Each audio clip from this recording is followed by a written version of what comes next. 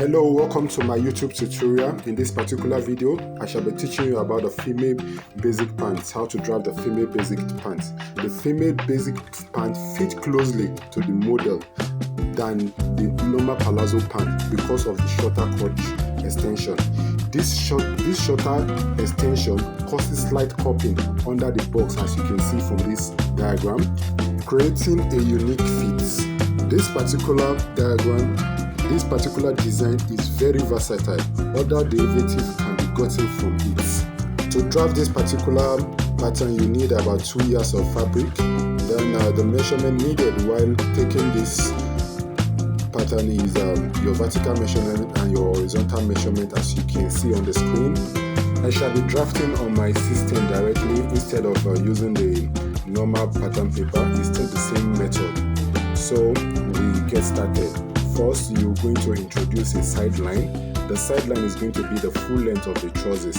So the trousers I'm going to use, particularly this particular one, is the size of 42 inches. That's the length of the trousers. So when I introduce my side line, that's the first line, I'll call it side line. Then secondly, the next thing I'm going to do is to put in all my vertical measurement. Putting all my vertical measurement, the first one, I'm going to put my waistline at the tip of that 42 inches. Then the next line is I'm going to put the ankle line at the base of that 42 inches, which is ankle line. Then the next thing I'll put after the ankle line, which is your hip line. Your hip line is 9 inches. For my measurement, my hip line is 9 inches from the waistline. Then after that, I'll put in my crotch line. My crotch line can be calculated, which is my hip divided by 4, that is plus 1 inches, that is my crotch line. So that will be my crotch depth. So on my crotch line, I'm going to put in 12 inches away from the waistline. Then after that, I'm going to introduce my knee line. My knee line is 21 inches away from the waistline. So when I'm done with my vertical measurement, then I'm going to start putting my horizontal measurement on vertical measurement. So I'm using these dots to notify the place I'm going to be marking out. So this is our basic trousers. For the basic trousers now, first thing we are going to go to the waist measurement, to the hip measurement, putting the hip measurement, hip divided by 4 plus 0.5 is, I'm going to put the same measurement that I did on my waist. I'm using the hips of, my hip measurement is 44, so I divide it by 4. I get 11 plus 0.5, that's 11.5, that's my hip measurement, and I'll put that. Then for my crotch extension is my hip divided by 4, and that is 11 divided by 4, that is 2.75. So I'm going to put my crotch extension from the position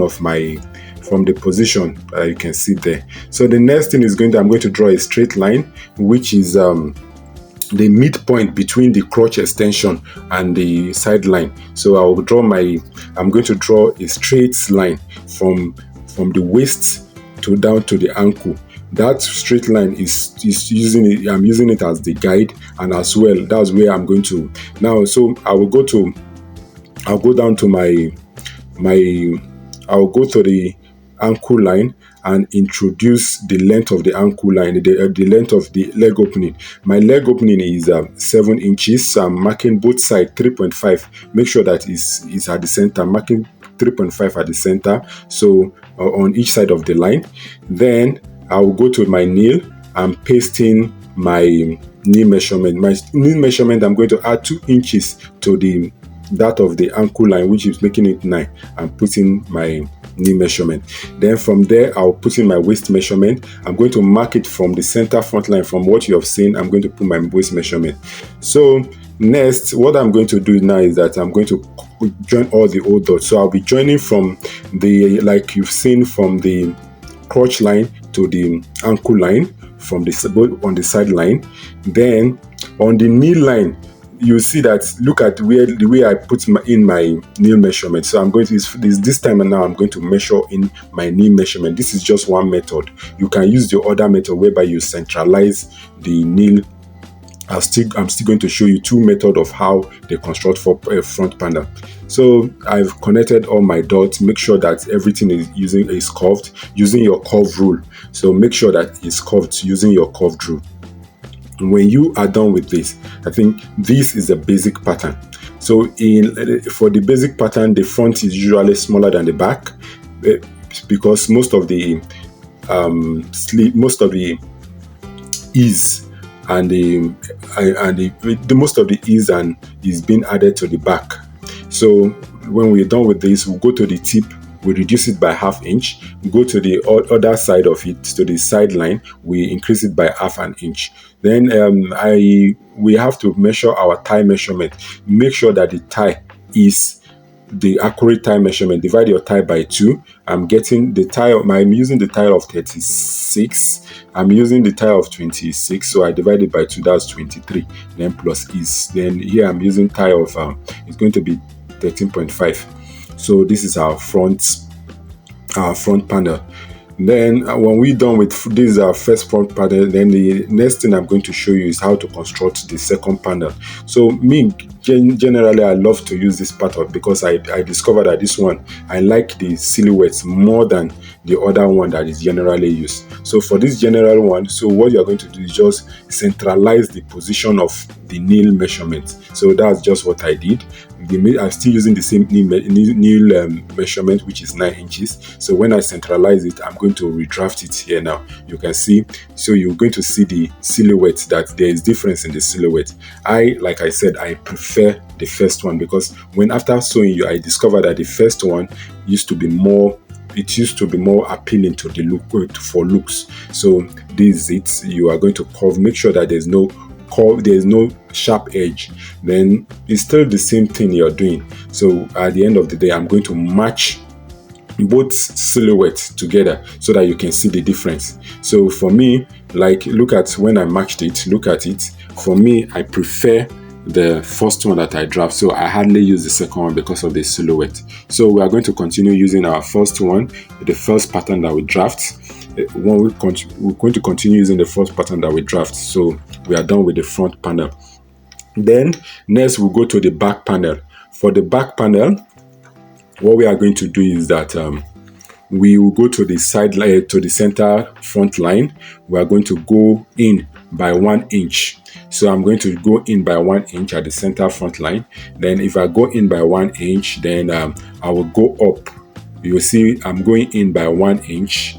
I will mark, then go up by 2 inch, 2.5 inch. You mark. So when you go in by 1 inch, go up by 2.5 inch, and you mark. So from this point, you are going to put in your waist measurement. So you take your waist measurement. When your waist measurement is like I'm using the waist of 30, so my waist measurement is 7.5. So I added 7.5 plus back that allowance, this 1.5, that's 9. Then plus seam allowance, which is 2, that's 11. It will do 11. Then plus is 0.5, that's 11.5. So I'm going to put this 0.5 here. Then you look at this straight line. I'm using it. I'm putting in this straight line so that it can align. It can align properly. Then you have a perfect. The waist is going to align. Then if I'm done with that, I'm going to put my dots there. With that, I'm marking it out. Then in the next place is I'll go to the hip line and mark 1.5 inches away from the hip line. Then go to the crotch line, mark 1.5 inches away from the front crotch line. Go to the knee line, mark 1 inches away from the knee line. Go to the ankle line and mark 1 inches away from the ankle line. I'll go to the inseam. When I go to the inseam, on this other inseam side, I'm going to be adding 1 inches to the knee line. Then go to the ankle line and add also 1 inches, mark 1 inches out. Then for the back crotch extension, it's usually crotch extension plus 1.5 inches. So I'm going to add 1.5 inches to the back crotch extension. For this one now, this is what we are going to do. We add 0.5 inch we add 1.5 inches to it. So I'm going to mark it there. Then after I'm done with this, the next thing I'll be doing is connect all my dots together. When you connect the dots together, so you've gotten your back extension, you've gotten your back crotch, your back pattern, then make sure that for this now, if it's just a question of willingness, if you like, you put in you've already put in all of your parameters. But what is left now is that we are yet to put our dots,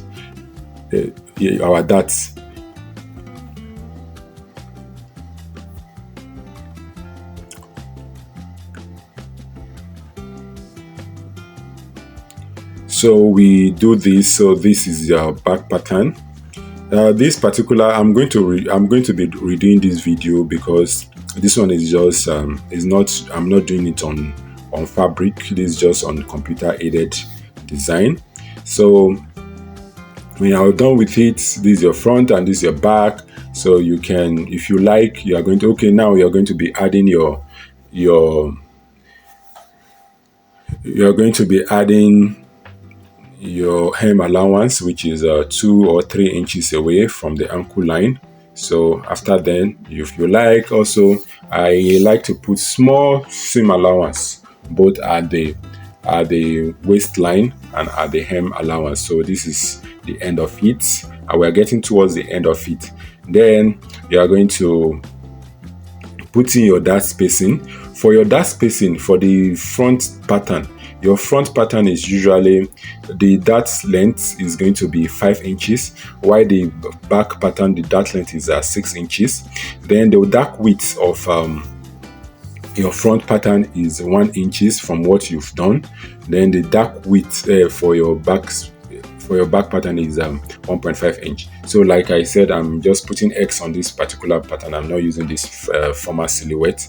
We are going to continue like this. So this is it. This is your pattern. I've drafted out your front pattern and back pattern. So I'm done with it. Then the next thing is I'm going to be putting my dart. My dart is going to be on this center line that you see. That is where my dart is going to be for the front dart, because this particular, if you put it at the midpoint, it's not going to align to the center of to the center of your trouser while you are ironing it out. So I'm putting my darts line on that point. So it's going, like I told you, it's going to be 5 inch long and 1 inch wide. So this is how I put my darts for the front. Then when we're done with the front, we'll go to the back. For the back, we find the midpoint of the back, divide the waist, divide by 2 for the back, and get the midpoint. That's what we are going to do for the back. We get the midpoint. When we get the midpoint, we mark it out and put in the darts spacing. For the darts, like I told you, we're going to make it 6 inches long. So in this, with the dart, with the ease allowance, there is going to be 6.5. Make sure that with the allowance at the top of the waistline is going to be 6.5. So your dart width is 1.5, because the back dart width is usually wider than the front one. So this is it, and we're coming to the end of this video. Kindly subscribe to my YouTube channel if you're yet to do so. Thank you.